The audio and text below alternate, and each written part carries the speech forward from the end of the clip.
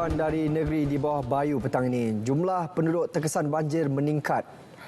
Terus bersama Rita Losel Malik di Kota Kinabalu. Silakan Rita. Ya, sahih. Setakat 4 petang tadi, jumlah penduduk terjejas banjir meningkat kepada 6,453 orang daripada 2,209 keluarga berbanding 6,331 melibatkan 2,168 keluarga tengah hari tadi. Kesemua penduduk terjejas ditempatkan di 26 pusat pemindahan sementara PPS di 4 daerah iaitu Kota Marudu, Kudat, Paitan dan Pitas. Sekretariat Jawatankuasa Pengurusan Bencana Negeri JPBN Sabah dalam kenyataan memaklumkan penduduk terjejas banjir paling tinggi adalah di Kota Marudu dengan 4,789 penduduk daripada 1,731 keluarga yang berada di 11 PPS. Manakala 739 penduduk melibatkan 171 keluarga ditempatkan di 3 PPS di Kudat. Selain itu, 554 penduduk melibatkan 206 keluarga berada di 4 PPS di Pitas, diikuti 376 penduduk membabitkan 98 keluarga di 7 PPS di Paitan. Di Lahad Datu, PPS Dewan SMK terusan ditutup dan penduduk terjejas dibenarkan balik ke rumah masing-masing. Ekoran paras air telah surut. Baik, untuk perkembangan terkini banjir di daerah Kudat, kita terus saja bersama wartawan Ozil J. Matthew di PPS SK Sikwati Kudat. Ozil. Baik, terima kasih. Kini saya masih lagi berada di pusat pemindahan sementara PPS SK Sikwati Kudat bagi mengikuti perkembangan terkini bencana banjir di Kudat. Untuk mengetahui lebih lanjut, kita bersama dengan Puan Norliza Haji Guraman, pemimpin pembangunan masyarakat N4 Tanjung Kapur. Baik Puan, boleh kongsikan situasi terkini perkembangan bencana banjir di Kudat, Puan? Assalamualaikum warahmatullahi taala wabarakatuh. Salam sejahtera. Selama 2 hari hujan tiada berhenti ni. Seramai terdapat 3 kampung yang dipindahkan kepada PPS SK Sikwati, iaitu Kampung Andap Jawa, Kampung Korina dan Kampung Narandang Darat. Jumlah keluarga yang sedang dipindahkan ialah 120, melibatkan 526 orang. Okey, baik Puan, kita melihat sekarang ni cuaca pun agak baik. Mungkin bantuan awal daripada pihak Puan ataupun harapan daripada mana-mana individu ataupun NGO untuk datang mengulurkan bantuan di sini, Puan? Itulah yang kami harapkan, semoga ramai lagi yang datang membantu kami di sini. Alhamdulillah hari ini banyak NGO yang sudah menghantar seperti air mineral, makanan kepada mangsa lah di sekitar PPS SK Sikwati. Okey Puan, mungkin setakat ini kan kita tidak tahu keadaan cuaca ketika ini kan tidak menentu, jadi mungkin ada nasihat kepada penduduk di sekitar Kudat ini. Kita meminta supaya penduduk di sekitar Kudat ni berhati-hati. Sekiranya ada berlaku apa-apa, sila maklumkan kepada kami segera supaya kami dapat bertindak cepat. Okey, baik Puan, terima kasih di atas perkongsian. Okey, baik, itu antara sedikit berkenaan dengan perkembangan terkini bencana banjir di daerah Kudat. Untuk mengikuti lebih lanjut, teruskan bersama kami. Kita kembali ke studio. Silakan. Terima kasih Ozil. Seterusnya kita ikuti gambaran semasa banjir di Pitas bersama wartawan Serina Olivia Chong yang kini berada di Jalan Gereja PCS Pekan Pitas. Serina, teruskan. Selain daerah Kota Marudu, daerah Pitas juga antara daerah yang terjejas banjir berdasarkan maklumat Sekretariat Jawatankuasa Pengurusan Bencana Sabah. Daerah Pitas kekal menempatkan 406 penduduk terjejas banjir di 4 buah pusat pemindahan sementara banjir. Kami sempat meninjau bersama pasukan Jabatan Bomba dan Penyelamat Malaysia Sabah di salah satu jalan Pekan Pitas yang terputus akibat limpahan air banjir. Bersama-sama dalam tinjauan kali ini, penolong pengarah bahagian operasi negeri Sabah, Tuan Misran Bisara.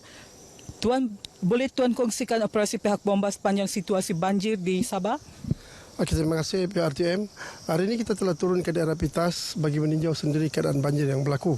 Dan saya dipahamkan bermula daripada 25 hari bulan sehingga pada hari ini kita telah menjalankan operasi pemindahan Dan di seluruh Sabah kita mendapat beberapa panggilan seperti daerah Sandakan namun tidak pindahan banjir. Begitu juga daerah-daerah lain.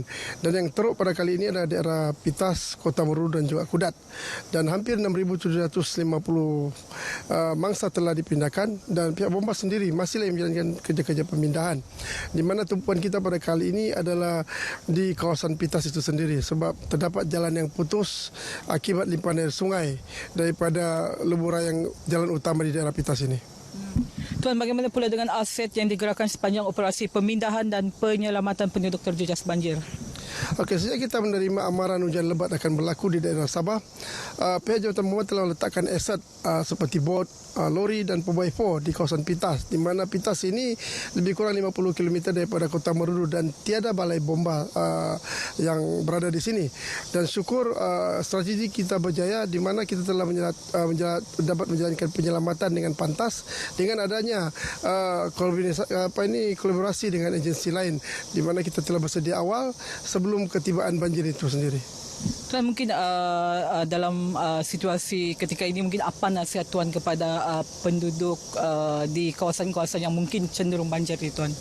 Nasihat Jabatan Bomba agar semua penduduk sentiasa peka dengan keadaan cuaca pada hari ini dan juga berpindah sekiranya diarahkan berpindah ke tempat yang selamat dan hubungi talian 99 atau Jabatan Bomba yang berhampiran untuk mendapatkan bantuan bagi proses memudahkan perpindahan itu sendiri dan diharap membawa bersama dokumen penting sebelum meninggalkan kawasan jagaan.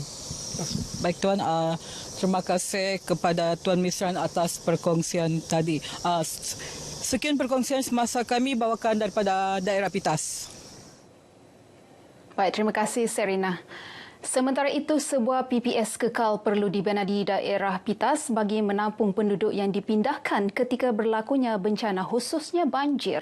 Adun Pitas, Datuk Seri Dr. Rudi Awah yang mencadangkan pembinaan itu berkata, PPS tersebut amat diperlukan memandangkan daerah berkenaan sering dilanda banjir. Datuk Rudi yakin dengan adanya PPS berkenaan, penduduk yang dipindahkan akan lebih selesa sekaligus memudahkan penyaluran bantuan oleh pelbagai agensi. Pitas betul-betul satu kawasan yang mudah dinaiki banjir dan selalu berlaku air pasang, banjir. Inilah yang berlaku di Pitas ini. Kita sentiasa mendengar apa juga disarankan oleh pejabat daerah kepada kita sebagai wakil rakyat, kita akan membantu. Beliau ditemui RTM selepas meninjau keadaan banjir di Pekan Pitas.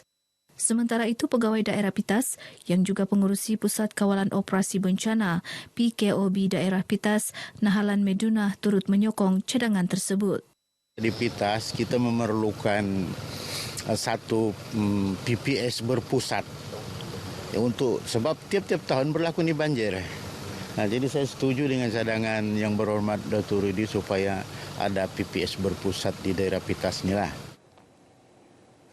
Penduduk terjejas banjir di daerah kecil Paitan dinasihatkan untuk berpindah jika diarah pihak berkuasa. Penolong Pegawai Daerah Beluran Pentadbiran Dayang Nor Emi Awang Damit berkata, arahan berpindah dibuat demi keselamatan selain sebagai langkah berwaspada bagi mengelak sebarang kejadian tidak diingini. Dayang Nur Ami berkata penduduk tidak perlu risau berhubung keadaan semasa di PPS kerana petugas akan memastikan kebajikan mereka sentiasa terjamin. Nasihat saya kepada penduduk kampung, jika mendapat arahan daripada anggota keselamatan, silalah berpindah. Sila patuhi arahan yang telah diberikan daripada anggota keselamatan untuk berpindah ke kawasan yang lebih selamat. Sebarang bantuan boleh rujuk dengan anggota yang telah bertugas sekarang. Beliau ditemui media selepas operasi pemindahan penduduk terjejas banjir di Kampung Rancangan Kokos di Pamol Beluran. Dalam operasi ini, 4 warga emas dipindahkan ke PPS dengan bantuan pasukan bomba dari Balai Bomba dan Penyelamat Beluran dan Polis Diraja Malaysia PDRM. Pertama, saya tinggal di ada satu rumah yang tinggi tu, kami pindah situ malam. Jadi sudah begitu dia bilang tunggu siang, cakap dia bilang mau ada bomba datang. Tadi pagi ni habis-habis sarapan ada bomba. Kami keluarga Mars disuruh pindah lah. Pagi tadi naik lagi tambah dalam. Saya punya cucu paksa pindahkan, takut dia bilang nanti hujan lagi banjir, tak boleh pindah. Kita tak kuat dia bilang. Laki bini tak kuat sudah. Terpaksalah pindah, ada bomba juga. Dulu tak begini, jarang-jarang lah. Tapi kalau sekali banjir, teruk juga lah.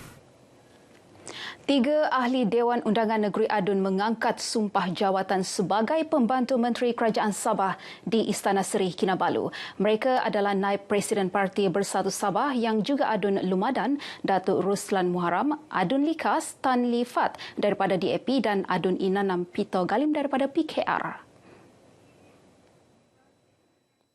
Datuk Ruslan mengangkat sumpah sebagai pembantu menteri kepada Ketua Menteri, Tan Lee Fat pembantu Menteri Kewangan dan Pito pula sebagai pembantu Menteri Pertanian dan Perikanan. Ketiga-tiga adun mengangkat sumpah di hadapan Yang di-Pertuan Negeri, Tun Dr. Johar Dato' Mahiruddin dan kemudian menandatangani surat sumpah jawatan masing-masing disaksikan Hakim Mahkamah Tinggi Kota Kinabalu, Datuk Ismail Ibrahim. Hadir sama Ketua Menteri Datuk Seri Panglima Haji Jinor, Timbalan Ketua Menteri 3 Datuk Syahilmi Yahya, Menteri Kewangan Datuk Seri Panglima Masdi Manjun dan Setiausaha Kerajaan Negeri Datuk Seri Panglima Safar Untung. Sementara itu dalam satu kenyataan, Datuk Haji Ji berkata, pelantikan dan rombakan pembantu menteri ini adalah usaha berterusan untuk menyatukan dan mengukuhkan pentadbiran kerajaan. Rombakan Kabinet Sabah kali ini turut menyaksikan pertukaran portfolio melibatkan Datuk Seri Dr. Rudih Awah yang kini dilantik sebagai pembantu Menteri Pembangunan Luar Bandar dan Datuk Fairuz Rendan dilantik Pembantu Menteri Belia dan Sukan. Sementara Datuk Harun Durabi dilantik sebagai Pembantu Menteri Sains, Teknologi dan Inovasi dan Datuk Andi Suryadi Bandi sebagai Pembantu Menteri Pembangunan Perindustrian. Baik, sekian paparan dari negeri di bawah Bayu. Kita kembali ke Angkasa Peri bersama Sahih. Silakan. Terima kasih Rita.